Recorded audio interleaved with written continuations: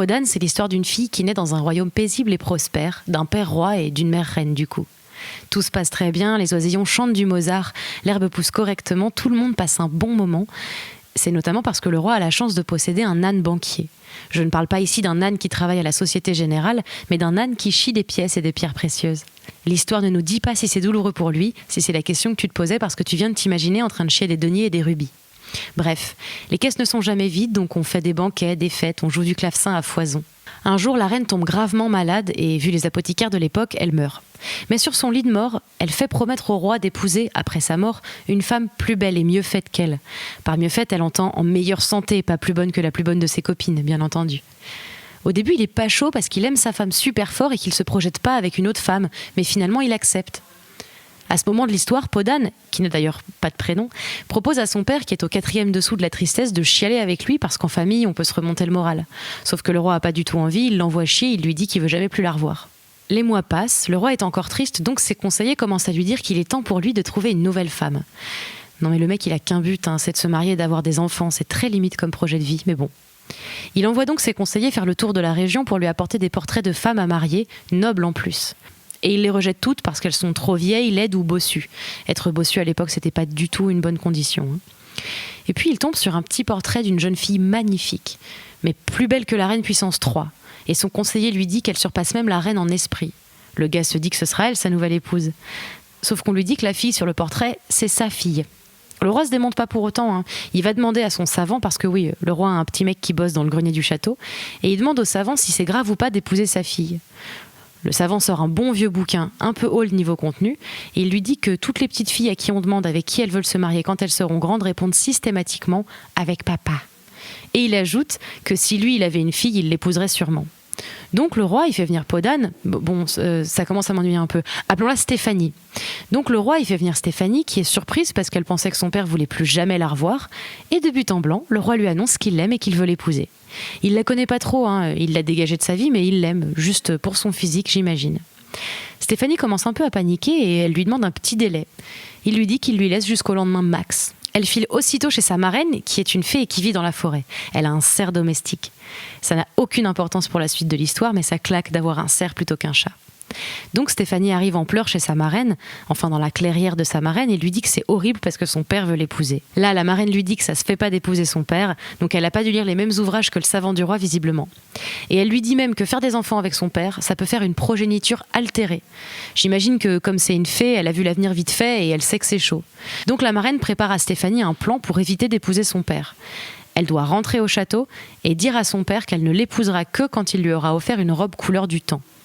La marraine, disons Marlène, dit que c'est très coûteux et très dur à faire, donc que devant l'impossibilité de satisfaire sa demande, il changera peut-être d'avis et ne voudra plus l'épouser parce qu'il se sentira comme un con. Stéphanie s'exécute, elle va voir son père, appelons-le Patrick, et elle lui demande une robe couleur du temps. Lui, il voit ça comme un caprice, il se dit que c'est pas très grave de gâter sa femme qui est aussi sa fille, donc il va demander à ses couturiers de faire une robe aux couleurs du temps. Les mecs et les nanas bossent comme des fous et ils lui font une magnifique robe qui reflète le ciel, bleue avec des nuages mais aussi un petit rayon de soleil, enfin de toute beauté. Stéphanie enfile sa robe et va voir sa marraine en lui disant qu'il a réussi. Là, la marraine lui dit de demander une robe couleur de lune. Stéphanie s'exécute, Patoche se dit que c'est pas grave de faire 2 caprices. Les couturiers bossent comme des acharnés et bim, il lui offre une robe merveilleuse qui brille de 1000 feux noirs et argentés. Steph retourne voir Marlène qui lui dit de demander une robe couleur de soleil. Stéphanie s'exécute. Le roi se dit que c'est pas grave de faire 3 caprices, les couturiers bossent comme des acharnés et bim, il lui offre une robe merveilleuse qui brille de 1000 feux, dorée comme l'éclat du soleil. Là, Marlène se dit que c'est pas de la tarte et que le roi doit vraiment avoir envie d'épouser sa fille. Et elle lui propose le coup de grâce, demander au roi la peau de son âne banquier. Stéphanie s'exécute.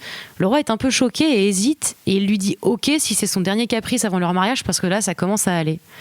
La nuit même, il vient déposer la peau de l'âne mort sur le lit de sa fille qui dort. La marraine apparaît dans la chambre de Stéphanie et lui demande de rester en chemise de nuit, de mettre la peau de l'âne sur elle et d'aller aux portes du château parce qu'une calèche l'attend pour l'emmener dans un autre patelin. Marlène lui donne sa baguette magique et une malle invisible qui apparaît quand elle veut avec ses robes dedans. Stéphanie, qu'on peut maintenant appeler Podane parce que ça y est, ça a du sens, obéit parce que c'est ça où épouser son daron et qu'à choisir, elle préfère se traîner avec un cadavre sur le dos. Elle sort discrètement la nuit du château et commence un long périple en calèche. Elle arrive dans une bourgade, fort sympathique au demeurant, où elle vit dans une vieille étable dans les bois. Quand elle va au village chercher des victuailles, tout le monde se fout de sa gueule vu comme elle est laide avec sa peau d'âne sur le dos. Elle le vit pas très bien, mais quand elle rentre dans son étable, elle met sa robe couleur du soleil, et là ça lui remonte le moral un peu. Un jour, les villageois tout excités lui disent que le prince de la région va venir une journée en visite et qu'elle ferait mieux de se cacher parce qu'elle pue. Le prince arrive, il mange avec le peuple, tout se passe bien, mais à un moment, il s'ennuie donc il va se balader dans la forêt. Et là, il tombe sur la bicoque de peau d'âne qui était justement en train d'essayer sa magnifique robe couleur du soleil. Il rentre au village et demande à tout le monde qui est la merveille qui vit dans les bois. Tout le monde lui dit qu'il a dû rêver parce que c'est peau d'âne et que c'est un laideron et qu'il est con. Il rentre dans son palais avec sa suite et va directement se coucher parce qu'il est un peu perturbé. Et puis quelques jours passent et il mange rien parce qu'il est totalement tombé amoureux de peau d'âne. Lui aussi, il la connaît pas, mais ça doit être son physique apparemment. Les médecins se précipitent au chevet du prince qui ne veut rien avaler, mais rien n'y fait, il reste pensif et silencieux.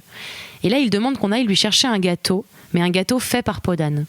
Un serviteur y va, peau d'âne commence à lui faire un cake, et avant de le cuire, elle glisse une petite bague dans la pâte. Le serviteur ramène le gâteau au prince qui l'engouffre d'un trait, puis il tousse et retrouve la petite bague dans sa bouche. Il décide de faire venir toutes les femmes du royaume pour qu'elles essayent la bague, et celle à qui la bague ira, il l'épousera. Mais toutes les femmes, sans distinction sociale, des cuisinières aux comtesses, des bouchères aux duchesses. Le royaume est tout retourné, toutes les femmes font la queue, les jeunes, les vieilles, toutes.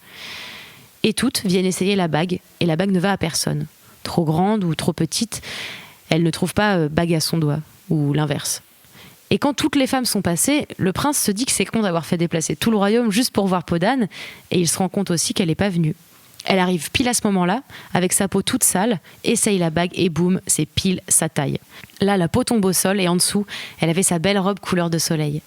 À la fin, elle se marie avec le prince, elle retrouve son père qui va finalement épouser sa marraine, et tous les monarques du monde viennent aux noces.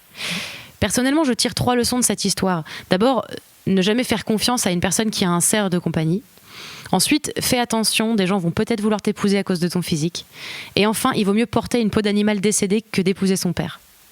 Et je citerai Perrault, une fois n'est pas coutume, parce qu'il a décidé d'écrire ce conte alors que le conte, normalement, c'est une tradition orale. Bref, Perrault a écrit « L'histoire de peau d'âne est difficile à croire, mais tant que dans le monde on aura des enfants, des mères et des mères grands, on en gardera la mémoire. » Et voilà, c'était ma version du conte de peau d'âne. C'est pas très actuel comme histoire, mais je la trouve quand même très drôle. Et puis des contes comme ça, on n'en fait plus trop.